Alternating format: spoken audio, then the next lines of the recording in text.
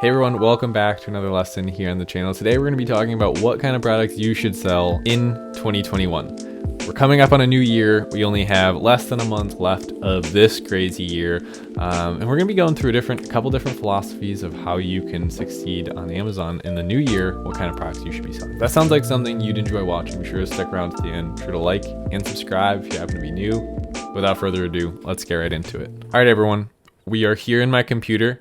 And we're going to be going into the first kind of product. Now, this product stands for a whole group of products that I'm going to be telling you about right now. So this is a stress ball. This represents Group A.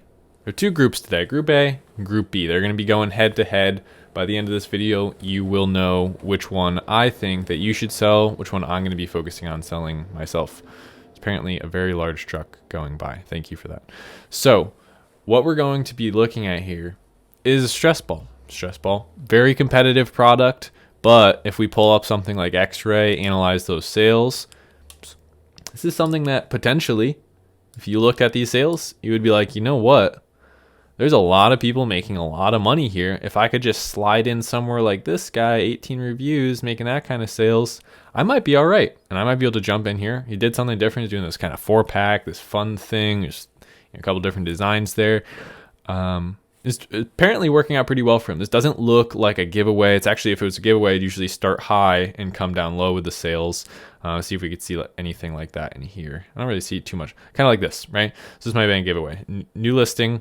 We have high sales and then low and kind of fighting to get back up. See something like where we were at over here, 18 reviews. It's going well. So in this case, what I would say is he probably has made his way to the top. And now that goes against what almost everyone says, like you can't sell in competitive markets. I personally like to sell products that are in Group B. This is Group A. Group A can work. I just want to show you that. There's no bias here. Group A can work. Okay, so competitive products, high competition, high amounts of demand. You can establish a listing there. It might be worth it. It really comes down to your risk tolerance and what kind of seller you are. That's why I'm making this video. What kind of product should you sell? Not should just the general theme of people sell. What's best for you? What is your attitude towards Amazon? What are you actually going to be able to thrive with? Some people might not get excited over products that make them $1,000, $2,000 a month in profit. And they think that might be kind of a silly thing to do for their personality type. Just stack these small wins. Sounds exciting to some of you. Sounds exciting to me. But hey, that's not for everyone. So you might be the kind of person you're watching it going, you know what, that actually sounds more exciting. Putting everything I have, putting all my eggs in one basket, but watching that basket. Okay, that's Group A, right? So you might be the kind of seller who says, you know what, I want to build a long-term brand in a competitive space. I'm going to start from the bottom. We're not going to do a Drake reference. We're going to start from the bottom. We're going to work our way up to the top slowly with really high quality branding. Okay, so here's kind of the variables that you have to put in place if you want to play in this market. You're playing with some big competitors, you're swimming with some big fish. So what you have to do is you have to come in with the highest quality listing, the best photography, the best branding, and you have to have a product that's significantly better or different than what's already there. You have to meet all those criteria to be able to play in a league like this. Personally, I don't love the high competition thing. We've already been there. We've said that, yeah, but you might. So that's Group A. Now let's go over to Group B. What is the other kind of thing? And again, remember before we move on, this product represents a whole market of products that are in that more competitive, larger amount of competitors space, right? So this is for those of you who are really brand focused and who really want to go into a competitive space, right? I actually don't really recommend doing this. I think, especially as a new seller, even if it's not that exciting to see a small win, small wins are better than big losses, or even small losses, right? So if you know you can go into a space and kind of take that space over, I mean, this is much harder. I'll preface this by saying that this is the harder technique, right? But it could pay off. It could pay off. What I think is more wise, personally, what I'll be doing in 2021 is focusing on markets like this, right? Where maybe we don't have consistency in results. We don't really have clear-cut competitors. But the competitors that we do have, maybe you have one like this that's established doing about 5,000 in sales. Maybe you have one seller who's given it a shot in a new way that's doing something exact same design, but with a different way of arranging it, doing 5,000 per month as well. And then when we look through here, we see that we really don't have too many of those kind of products. Here's another one doing just 2,000 per month, 41 reviews.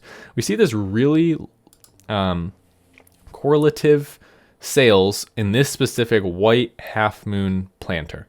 And then we look through here, we don't see a lot of those planters. Now, this is just a very basic example. I think this is the one that kind of started it, and they're obviously doing the best. If we look at that sales rank graph at the bottom right-hand corner, they're doing great. Now, there's only 3 competitors, pretty much. I think that's pretty much it. We got like 3 competitors doing this. This is the kind of markets that I'm going to be focusing on. Going to these markets where there's, 1,000, 2,000, 3,000 customers looking for a product. There's 3, 8, 15 competitors selling that product. I'm going to be the 4th, 9th, 16th competitor to sell that product, and depending on how many competitors there are. And I'm going to come in, I'm going to try and make it irresistible for the customer, an irresistible offer for that customer, right? Make it so they can't work with anyone else there or buy from anyone else there. So when you're doing your research, it's a very different set of parameters that you would be doing, right? Okay, obviously I've just talked about 2 different markets, the 2 different approaches you can take, but figure out which one is you, which one speaks to you. Are you a small win, stackable success story kind of person? Or are you a put all my eggs in one basket, watch that basket and grow one product to $40,000 or $50,000 per month over the course of the next year? I haven't had luck with that first situation. Trust me, I've tried. I've had plenty of failures trying to do Group A. Group B seems to be where I'm able to get those small wins and those stackable wins. I'm working right now with my business partner, opening up our second Amazon account to start scaling in private some small wins. And it's an exciting strategy, really, because you can come in and just be the best offer. Customers don't really have to think too much about it, and they buy yours. Whereas here, got hundreds of options, thousands of different customers. And many of them are going to be loyal to the top results. Many of them might be looking for something a little bit different, a little bit fun that might get something like that. You see someone with 10 reviews work their way up here. You might have the people in the middle who don't really know what they want, and they let Amazon tell them what they should get. Usually leads back to the first spot, where if we come over here, 3 options, person who does the best job pitching that customer is going to get that sale. If you have the best photography, the best product, I think that's why samples are important. But yeah, going forward, pick which one you are and take action. Okay, I mean this is like kind of my end of the year hype speech. Okay, take action in 2021. Do something, even if it's not Amazon. Okay, I mean, pick one of these. Those are your 2 options. As far as private label goes, it's pretty much right there. You pretty much have higher competition markets, bigger yield markets. You have pretty much lower yield markets. You have all the stuff in the middle too, where it's slightly more competitive than this stuff, but not quite as competitive as those. I guess that would be Group B. This is Group C. Pick which lane you're going to take and just try something, right? Because you have to get started somewhere. And hopefully this little video could encourage you to do so. But I'm going to leave that here for today. Let me know down in the comments below what type of seller you are. Say Amazon and then A or B. Okay, let me know down below. Thanks so much for sticking around to the end. Be sure to like and subscribe. And as always, see you in the next one. Thanks so much. Later.